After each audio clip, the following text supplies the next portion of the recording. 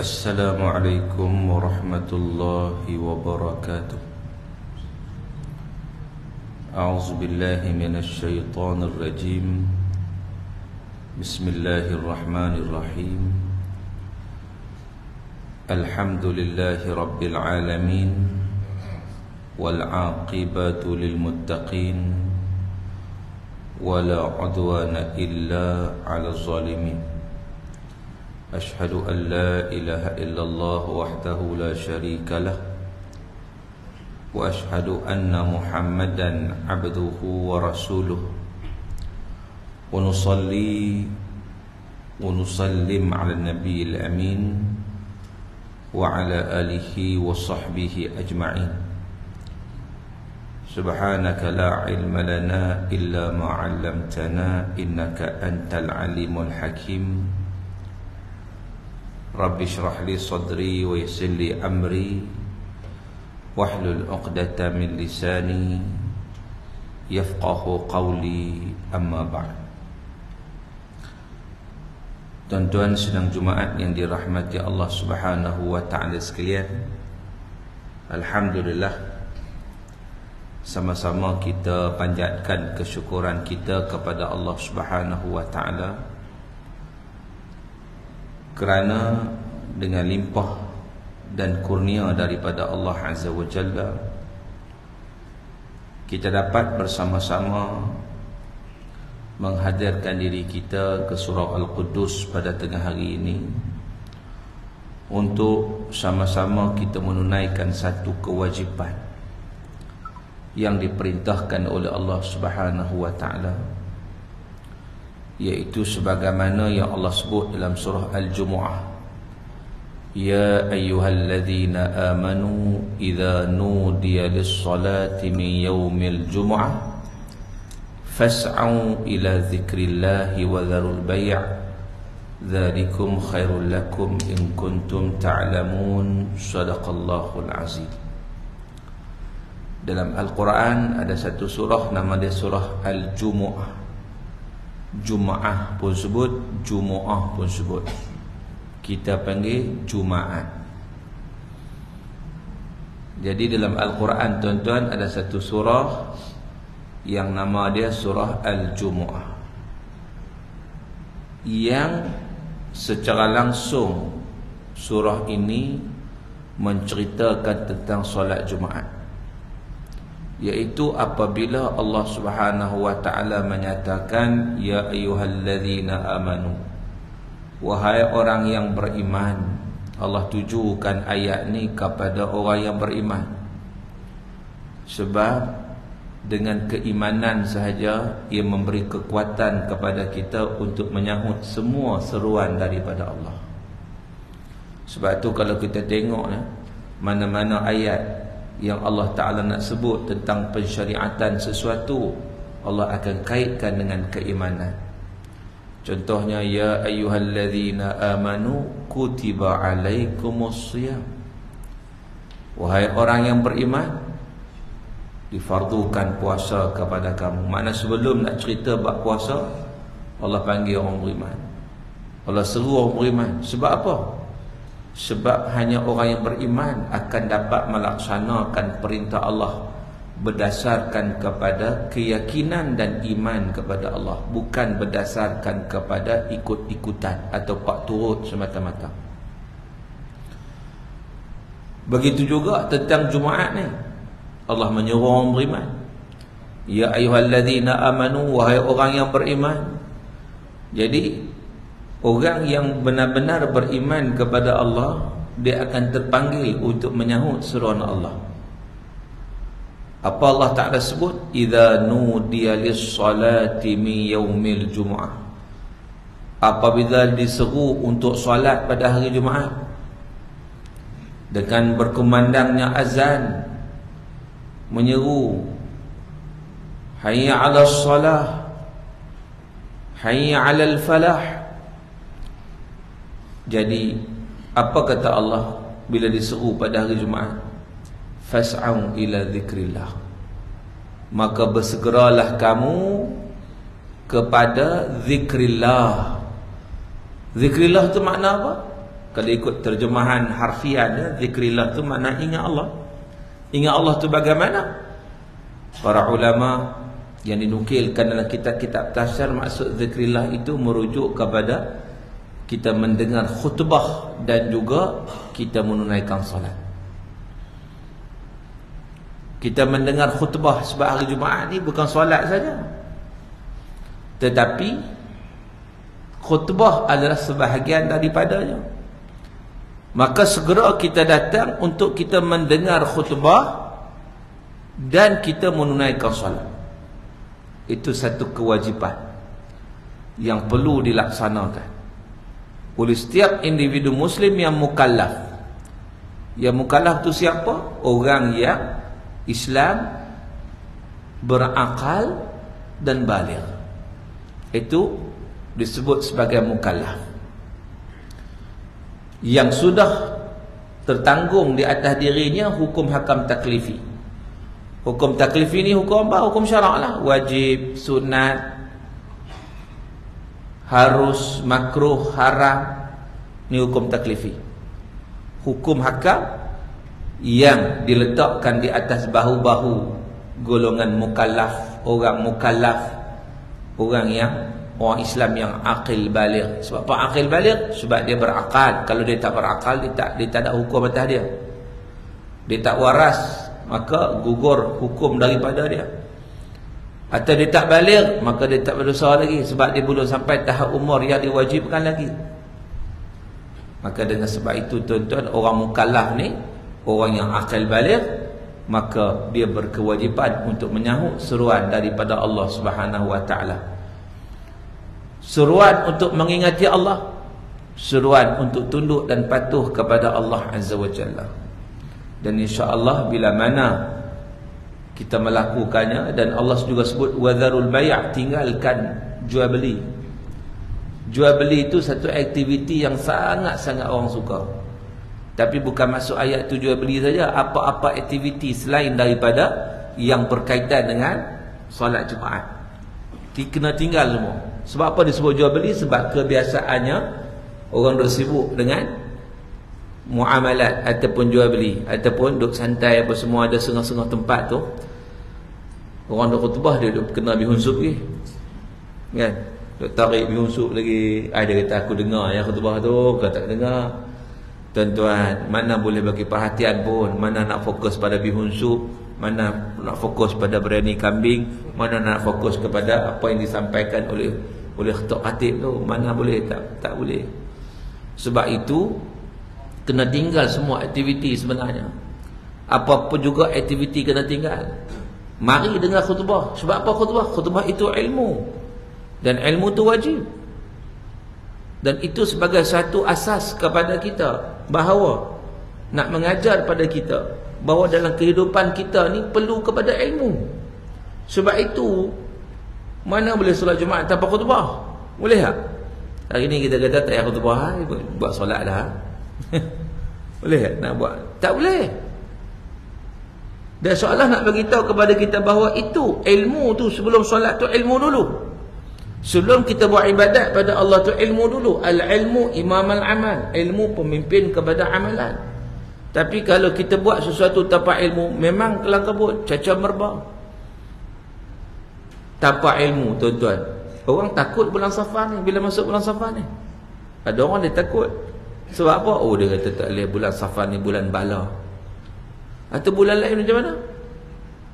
Bulan Safar dia bulan bala. Tanpa ilmu, dia takut dalam keadaan yang tak sewajarnya. Sebaliknya, kalau dengan ilmu, dia tahu Nabi SAW dah sebut dalam hadis, Nabi kata tidak ada sial dalam bulan Safar. Tak ada. Tak seduk anggap macam-macam lah. Tak ada. Bulan Safar ni pun bulan yang Allah Ta'ala jadikan juga. Dia serupa macam bulan-bulan yang lain. Kita digalakkan untuk buat ibadat sebanyak-banyaknya, meningkatkan keimanan kita kepada Allah. Nak puasa sunat pun boleh puasa lah hari-hari yang disunatkan. Kita nak memperbanyakkan amal kebajikan, silakan. Tapi jangan kita percaya perkara-perkara khurafat yang berkaitan dengan bulan Safar. Seolah-olahnya ada orang nak buat kenduri pun tak berani bulan Safar. Ada orang nak masuk rumah baru pun tak berani. Macam-macam. Sebab apa? Sebab dia takut bala yang turun pada bulan Safar. Ini kerana apa? Kerana kedangkalan kepada ilmu. Sebab itu kadang-kadang dia sampai percaya kepada perkara-perkara khurafat. Sebab itu juga tuan-tuan, dengan asas ilmu juga, sebelum masuk waktu pada hari ini, kita adakan sedikit tazkirah. Ini juga ilmu. Dan ilmu ni ada dua perkara. Yang pertama, tazkirah itu adalah untuk menambah ilmu, tambah. Yang kedua, tazkirah itu untuk memperingatkan semula tentang ilmu yang kita pelajari. Begitu. Kadang-kadang tak tambah pun, kita dah belajar dah benda ni. Kita dah tahu dah. Tapi apa Allah sebut? Wa dzakir fa inna dzikra tanfa'ul mu'minin. Kata Allah, berilah peringatan, tazkirah. Fa inna dzikra tanfa'ul mu'minin, maka sesungguhnya peringatan, tazkirah itu memberi manfaat kepada orang yang beriman kepada Allah Azza wa Jalla. Itu. Jadi pada tengah hari ini tuan-tuan, sebelum masuknya waktu Jumaat hari ini, kita ambil kesempatan untuk kita memperingatkan di antara satu sama lain. Saya nak peringatkan diri saya dan juga tuan-tuan sekalian. Dan saya juga buka ruang soalan. Kalau tuan-tuan nak tanya soalan, dialu-alukan. Mana nak tahu, kadang-kadang ada perkara-perkara yang masih lagi menimbulkan kemusykilan yang nak tanya. Maka siapa-siapa ada soalan boleh WhatsApp kepada saya terus. Jadi siapa-siapa ada soalan boleh WhatsApp kepada saya di talian 019 324 1364. Boleh tak? Takkan nombor pun tak tahu. Baik. Dia belajar lama dah, lupa je, tak guna. Tak guna. Macam bulan-bulan jugalah. Bulan Islam kita kan tahu apa kita tak guna. Kan? Kita tak guna. Hari ni apa bulan? 18 Ogos ni bulan Islam apa? Kita tak guna kan? Kita tak tahu. Hari ni 1 Safar. Hari ni masuk bulan Safar dah. 1 Safar dah. Tak tahu. Silat-silat bilang pun tak tahu. Bulan Ramadan tu bulan yang keberapa? Jam, tak tahu. Kau sebut bulan Ogos, bulan yang ke-8. Disember 12. Terus tak fikir dah. Bulan Ramadan, bulan Mubah tu fikir. Nak kita nasyid dulu. Muharram, Safar, Rabiul Awal, Rabiul Akhir, Jamadil Awal, Jamadil Akhir, Rajab, Sya'ban, Ramadan. Bulan 9 baru ingat. Sebab apa? Sebab kita tak guna. Cakap ni hak guna bulan-bulan hijrah ni di Saudi je. Kalau tuan pergi Saudi mana dia guna bulan hijrah. Kita tak guna. Kita guna sempena kan, sambutan-sambutan kita guna. Hari lain kita tak tahu. Lepas tu kata macam nombor juga. Belajar dah tapi tak guna. Bila tak guna tak ingat. Jadi tak apa, saya sebut dalam bahasa Melayu lah. Jadi siapa-siapa ada soalan boleh WhatsApp kepada saya di talian 019 324 1364. Saya ulang sekali lagi, sesiapa yang mempunyai persoalan, anda boleh mengemukakan soalan anda kepada saya di talian 019 324 1364. Jadi mana-mana soalan insya-Allah saya akan cuba respon. Masuk dah soalan yang pertama, cepat angguh. Salam Ustaz, ada satu pertanyaan. Ali telah dijemput oleh bosnya Mr. Chong untuk hadir ke satu majlis anugerah di restoran Cina yang dihadiri oleh 99% bukan Islam. Ni syarikat bukan Islam lah. Bosnya telah memberitahu Ali sekiranya Ali mau pergi, dia akan minta penganjur untuk sediakan makanan halal untuk mereka. Makanan mungkin disediakan oleh tukang masak bukan beragama Islam. Bolehkah Ali pergi?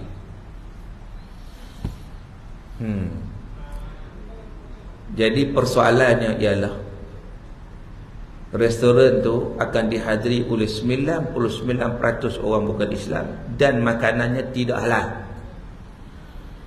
Cumanya Kalau nak pergi, bos dia kata, okey, kita akan carilah ready makanan halal. Kamu yakin ke tak? Yakin ke tak? Kalau saya rasa macam agak ragu. Betul tak? Kalau 99% bukan halal, dia guna kuali apa? Kuali yang masak bukan halal. Oh, kita pakai orang Islam, kita bagi yang halal.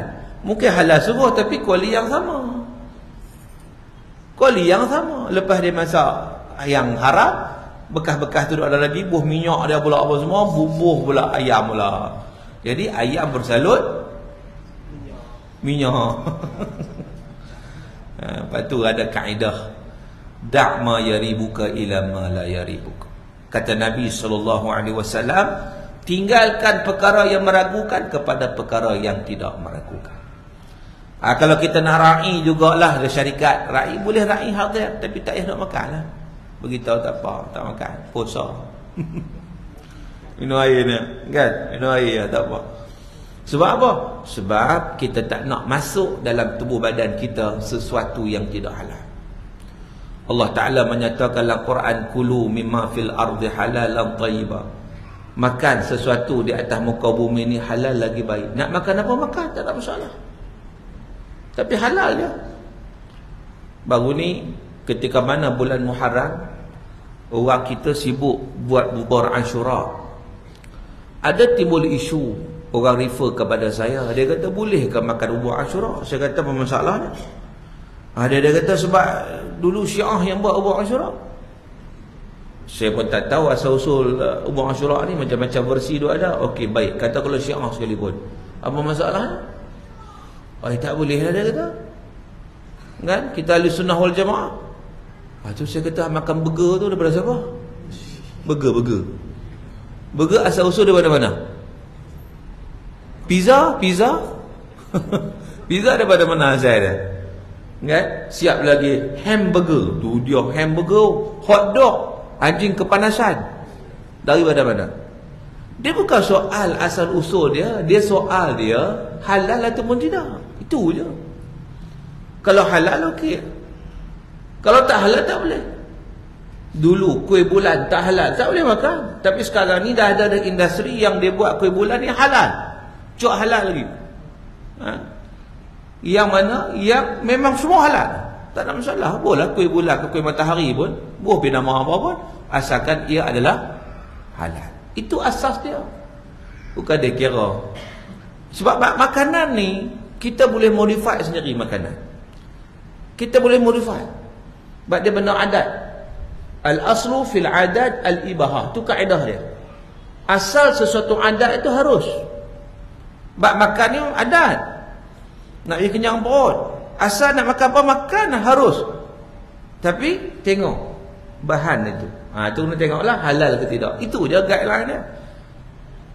Nak makan macam mana makan. Macam kita pakai kan, pakaian juga ada. Perlukah kita pakai jubah? Ada. Pakai tutup aurat, pakailah nak pakai apa pun. Pakai ciung syam pun boleh, pakai sehari pun boleh, asalkan tutup aurat. Itu asas dia. Sebab apa? Sebab pakaian itu mengikut budaya masing-masing. Jadi itu asasnya. Tuan-tuan yang dirahmati Allah Ta'ala sekalian. Assalamualaikum Ustaz. Waalaikumsalam. Apa hukum pan in dan pan out dalam sistem sedangkan kita berada di rumah atau on the way ke tempat kerja? Ni minta tolong orang tolong pan ni, on the way tempat kerja dah siap dah ada.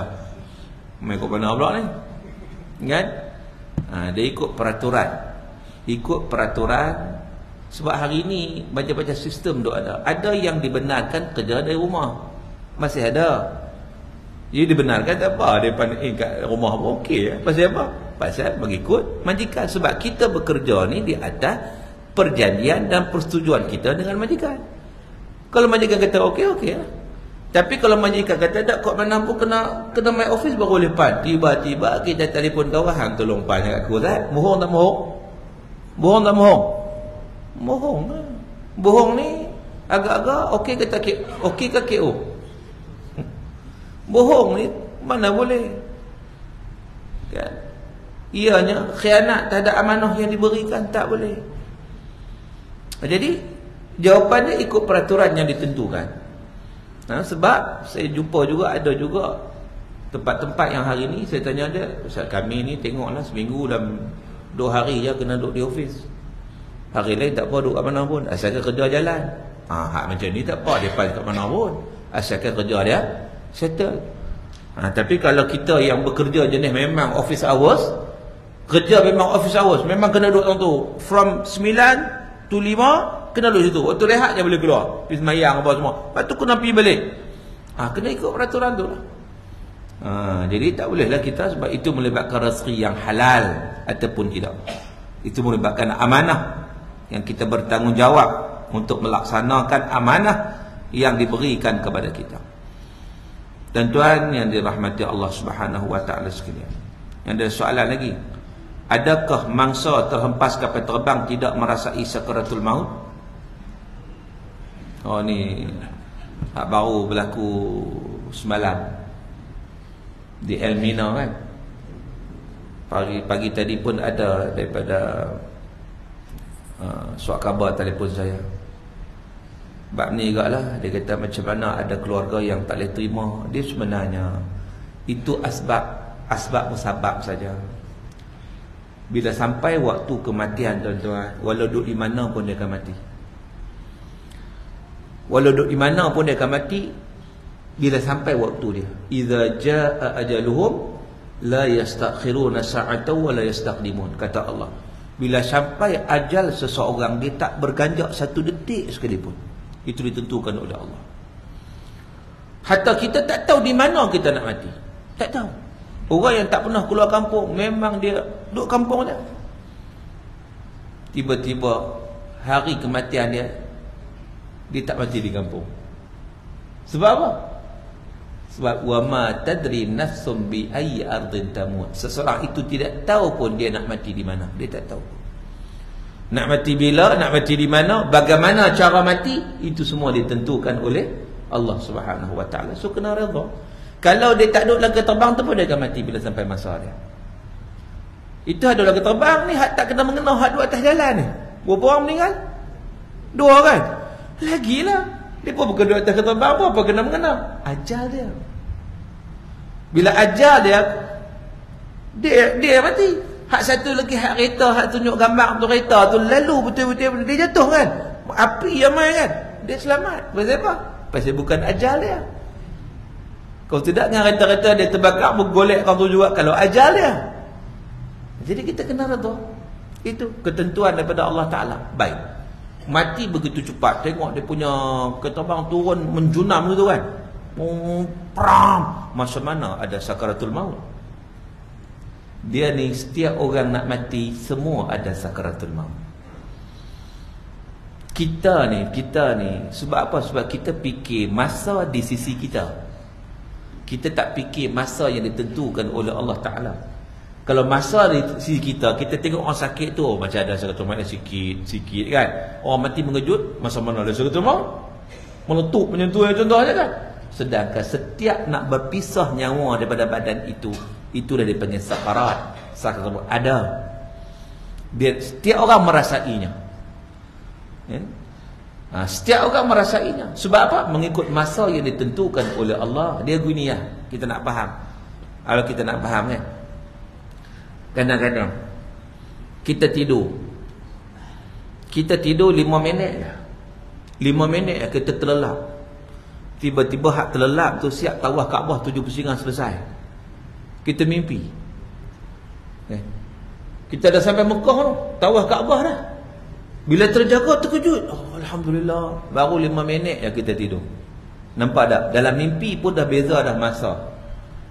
Dalam mimpi pun masa tu rasa dah beza dah. Apatah lagi waktu-waktu yang sakaratul maut. Walaupun kita nampak macam tak ada masa, menutup tu masa mana, tetap ada masa yang ditentukan oleh Allah Ta'ala. Setiap orang dia akan melalui saat-saat tersebut. Setiap orang dia akan melalui saat-saat ditarik nyawanya dari malaikat maut. Malaikat maut tarik nyawanya untuk memisahkan roh daripada jasad. Ustaz, hukum hadiri majlis kenduri kahwin, ada nyanyian dan persembahan dari kaum wanita, tetamu lelaki dan perempuan sama-sama tonton, joget lambak, kan? Dia hukum ni, asal hukum kunuri ni, kalau kunuri kahwin, kita wajib datang selagi mana tidak ada maksiat. Selagi mana tidak ada maksiat. Katakan kita pergi tiba-tiba ada maksiat, maka cepat-cepat makan, cepat-cepat balik. Jangan tunggu lama, jangan kita join sekali. Itu je lah. Kita dah ra'i, kita dah sampai, kita ra'i tu rumah, kita salam dengan dia, makan balik. Begitu. Kalau kita tahu daripada awal lagi, maka jangan pergi ya. Biasanya kita bukan tahu, kita tak tahu, kan? Jadi maknanya kalaulah kita tak tahu, tak apa, kita cepat-cepat menghindarkan diri daripada program-program yang berbentuk maksiat. Apakah hukum bergendang dalam masjid atau surau, bergendang, muzik? Setengah-setengah fatwa sudah dikeluarkan. Kau tak silap siapa fatwa Melaka, kau tak silap, kena cek balik. Tapi ada fatwa yang menyatakan tidak membenarkan untuk bergendang ataupun muzik di dalam masjid sebab takut mengganggu orang yang nak menunaikan solat. Sebab tujuan utama masjid ni dia untuk program-program ataupun ibadah khusus. Orang ramai nak solat terkejut. Dung-dung ni dia pun sambil duduk sembahyang tu dia punya badan kan. Sambil duduk solat tu dia punya badan pun lenggok sekali kan. Habis khusyuk mana apa ke mana. Kan? Maka dengan sebab itu ada pandangan ataupun fatwa yang dikeluarkan tidak membenarkanlah untuk muzik di dalam masjid, dewan masjid atau dewan solat. Nak luar tu tak apalah, kat luar. Assalamualaikum Ustaz. Waalaikumsalam. Apa hukum meninggalkan solat Jumaat secara sengaja atau tidak sengaja? Tinggal dengan sengaja ni bukan takat solat Jumaat. Solat subuh tadi tinggal dengan sengaja, hukumnya fasik, berdosa besar. Hukum tinggal solat ni dua aja sebenarnya. Dua aja. Kufur atau fasik. Dua aja. Pilih yang mana? Yang pertama, kufur. Berdasarkan kepada hadis Nabi SAW, man taraka salah muta'ammidan faqad kafara jihara. Sesiapa yang tinggal solat dengan sengaja, dia telah menjadi kufur yang nyata, kafir yang nyata. Lalu para ulama berbincang, apa maksud hadis ni?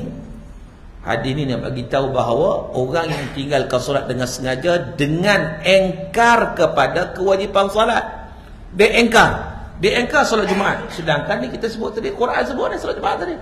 Idza nudiya lis-salati min yaumil jumu'ah. Tak ada ahli kata mana tu semua tak terpakai. Dia engkar kefarduan solat Jumaat. Maka dia tak solat tu sebab engkar, maka kufur. Kufur sebab apa? Sebab dia telah menolak hukum yang jelas-jelas diperintahkan oleh Allah Ta'ala. Satu. Hukum yang kedua ialah dia bukan engkar, tidak, tapi dia malah. Dia tak nak. Lepas tu dia ikut kawan-kawan yang tak solat ni.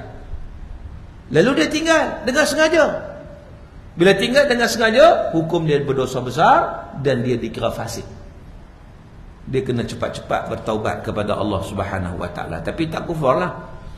Cuma dia kira fasik kerana melakukan dosa besar. Sebab solat ni tuan-tuan, lepas mengucap 2 kalimah syahadah, solat ibadat badaniyah yang paling penting. Selepas kita berakidah, selepas kita mengucap 2 kalimah syahadah, ialah kita menunaikan solat. So solat ni ibadat yang paling utama. Awwalu ma yuhasabul abdu yaumal qiyamah as-salah. Perkara pertama yang dihitung oleh Allah di hari akhirat kelak adalah solat. Maka kita kena jaga solat kita. Masuk solat Jumaat ni wajib. So tinggal dengan sengaja tak boleh. Bahkan dalam hadis kata, man taraka thalatha juma'in tahawunan khatamallahu ala qalbi aw kama qala. Siapa yang tinggal solat Jumaat 3 kali betul-betul dengan sengaja, Allah alam peteri hati dia. Memang gelap gelita lah. Ya? Baik. Yang kedua, tak sengaja. Sebab dia tanya dengan sengaja dan tak sengaja. Tak sengaja dimaafkan. Tak sengaja dimaafkan. Dia nak mari dah solat Jumaat, tiba-tiba Tak payah pancit tengah jalan. Masjid jauh ke? Berpeluh-peluh dia. Lah kali. Dia ada tukar tayar apa semua. Sampai-sampai orang dah selesai dah. Orang dah selesai balik dah. Maknanya dia sengaja tinggal tak? Dah. Dia tak sengaja. Berdosa tak? Dah. Dia tak berdosa. Sebab dia bukan sengaja pun. Tetapi dia kena solat zuhur. Solat tetap kena solat. Solat tetap kena solat. Cuma dah tak terlepas Jumaat. Dan dia tak sempat. Dengan sebab-sebab yang disebut tadi. Contoh itu contohlah. Maka dia kena tunaikan solat zuhur. Sebab solat tetap kena solat. Dia tak boleh tinggal. Sebab solat ni yang pentingnya dia tak boleh tinggal. Ibadat yang tak boleh tinggal dia solat lah. Ibadat lain kalau ada sebab boleh tinggal. Puasa sakit boleh tinggal. Musafir boleh tinggal, nanti qada lain. Tapi solat sakit pun kena solat. Musafir pun kena solat. Cuma dengan rukhsah-rukhsah yang diberikan, yang dibenarkan. Tuan-tuan yang dirahmati Allah Subhanahu wa taala sekalian. Maka dengan sebab itu hendaklah kita memastikan bahawa kita dapat melaksanakan solat itu dengan cara yang terbaik, dengan kita mengikhlaskan diri kepada Allah Ta'ala. Dan sesuatu perkara yang saya nak tekankan juga tuan-tuan, bahawa kekuatan solat kita, ibadat kita sebenarnya ia berpaksikan kepada tauhid dan akidah kepada Allah. Sebab itu penting kepada kita untuk memastikan bahawa kita belajar akidah, belajar betul-betul tentang keimanan, supaya apa yang kita buat tu kita tahu, kita laksanakan itu semata-mata kerana Allah Azza wa Jalla. Dan itulah kekuatan kita sebenarnya. Tapi kalau kita buat ibadat saja dalam keadaan tidak ada relate kepada ketaatan pada Allah ataupun tak ada akidah, maknanya ia tak bertahan lama. Dia semangat, masa semangat dia buat, masa tak semangat dia tak buat. Tapi orang yang ada akidah, dia tak kira ada semangat tak semangat pun dia buatlah. Sebab itu tanggungjawab dia hamba, dia sebagai hamba kepada Allah Subhanahu wa taala. Dan peranan hamba ni memang untuk laksanakan segala apa yang diperintahkan oleh Allah dan meninggalkan apa yang Allah larang. Itu tugas kita. Maka kita tunaikanlah, sebab kita beriman. Kalau kita tak beriman tuan-tuan, dia ikut masa nak buat dia buat, kalau tak buat tak buat. Sebab itu orang yang kadang-kadang ditinggal, kadang-kadang dia buat, kadang-kadang dia tinggal, kadang-kadang dia buat, dia kena cek iman dia. Dia ni betul-betul tak beriman kepada Allah, betul-betul tak beriman pada hari akhirat. Kalau dia betul-betul beriman, dia tak berani tuan-tuan. Beranikah kita dalam keadaan kita nak bertemu dengan Allah? Kalau kita betul-betul beriman, kita nak bertemu dengan Allah dalam keadaan kita bantah perintah Allah, dalam keadaan kita tak buat, tak tunaikan solat contohnya, takut tak takut? Takut dong. Tapi kalau orang tak beriman, dia tak ada apa saja. Betul ke dak esok akhirat esok kena siksa, betul ke? Dia cuma tak sebut di mulutnya. Macam pernah satu ketika ada seorang, dia rujuk pada saya. Ketika tu saya ceramah satu tempat, tajuk dia Al-Amru Bil Ma'ruf Wan Nahyu 'Anil Munkar. Saya cerita tentang kewajipan kita ni seru ma'ruf cegah mungkar. Itu kewajipan yang Allah sebut. Lepas daripada kuliah, dia ada seorang pakcik ni, dia jumpa saya. Dia dari Ipoh. Dia datang ke KL ni, rumah anak dia. Dia kata, Ustaz, saya cuba dah buat apa yang Ustaz sebut tadi tu, tapi kadang-kadang saya menghadapi, tak tahulah, susah juga ni. Saya kata, benar memanglah susah. Ujian nak capaikan kebaikan, nak cegah mungkar, tapi kena buatlah. Dia kata, pengalaman saya, dia kata, jiran saya sendiri, jiran saya duduk tengok, dia tak pernah pergi masjid. Saya tak tahu dia solat ke tidak, tapi masjid tak pernah pergi. Tapi duk ada sihat walafiat petang-petang sebelum maghrib, duk ada kat luar rumah tu, kadang basuh kereta lah, duk siram pokok lah apa semua. Lagi waktu maghrib malam dia masuk rumah tu senyap tu. Saya sekali tu memang saya ajak lah. Saya kata, jom kita pergi masjid. Saya ajak dia. Apa dia jawab? Dia kata, kalau semua pakai pergi masjid, siapa nak masuk neraka? Dia kata, ya Ustaz, saya tergamam, tak boleh jawab apa. Kalau semua pakai pergi masjid, siapa nak masuk neraka? Tuan-tuan, agak-agak orang ni dia beriman tak dengan surga neraka? Dia tak beriman. Walaupun dia orang Islam. Islam tu sebab keturunan. Tapi dalam hati dia tak yakin pun. Bila tak yakin pun, dia takkan rasa nak buat sebenarnya. Dia boleh sebut lagi tu. Soalnya dia ambil tempah satu tiket ke neraka dah. Seolahnya begitu. Sebab dia kata kalau semua pakat pergi masjid, siapa nak masuk neraka? Seolahnya dia tak kisah kalau masuk neraka pun. Sebab apa dia tak kisah? Sebab dia tak yakin pun. Dia tak yakin pun. Kalau kita yakin tak berani tuan-tuan. Contoh, kalau kita tengok ni lampu ni kan, nampak menyala tu elektrik. Kita pun tarik lampu tu. Ambil wayar kita pegang. Berani tak berani? Pasal apa kita tak berani pegang wayar? Sebab kita yakin, walaupun kita tak nampak, tapi kita yakin ada current. Kita takut, tak boleh pegang. Tapi bagi budak-budak yang tak tahu apa, sudah berani pegang lah. Dia pegang sebab dia tak tahu, dan dia tak yakin pun. Memang dia pegang lah.